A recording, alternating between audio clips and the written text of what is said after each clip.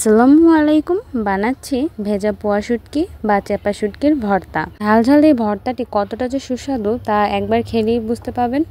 তো ভর্তাটি বানানোর জন্য প্রথমে এখানে নিয়ে নিয়েছি একটি পোয়া শুটকি। শুটকিটি কিছুক্ষণ ভিজিয়ে রেখে তারপর খুব ভালো করে মাথা বাদে ধুয়ে নেব। এরপর একটি কড়াইতে সামান্য একটু তেল দিয়ে এর মধ্যে দিয়ে দেবো খোসা ছাড়িয়ে নেওয়া দুটি মাঝারি সাইজের দেশি রসুন। তারপর খুব ভালো করে ভেজে নেব।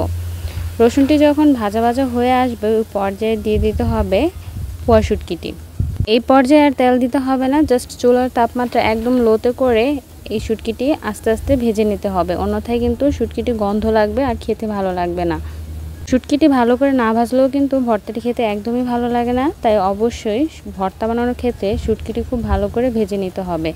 আমি শুটকিটি এপিঠ ওপিঠ ভেজে তারপর একদম ভেঙে রসুনের সাথে খুব ভালো করে ভেজে নিয়েছি, তারপর একটি প্লেটে নামিয়ে নিচ্ছি।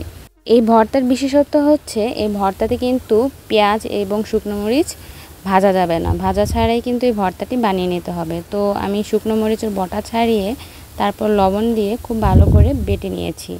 এবার শুটকি এবং রসুনটিকে এর মধ্যে বেটে নেব। ভর্তা কিন্তু শিলপাটায় বেটে করলেই বেশি ভালো হয়। আপনারা যারা সময়ের অভাবে বেটে ভর্তা খেতে পারেন না তারা কিন্তু ব্লেন্ডারও ব্লেন্ড করে তারপর ভর্তাটি খেতে পারেন। তো রসুন পেঁয়াজ এবং শুকনো মরিচ বাটার পর আমি পেঁয়াজ বেটে নিয়েছি। পেঁয়াজগুলো আধো ভাঙা থাকবে, মিহি করলে কিন্তু ভর্তা খেতে একদমই ভালো লাগে না, তাও আবার শুটকি ভর্তার ক্ষেত্রে।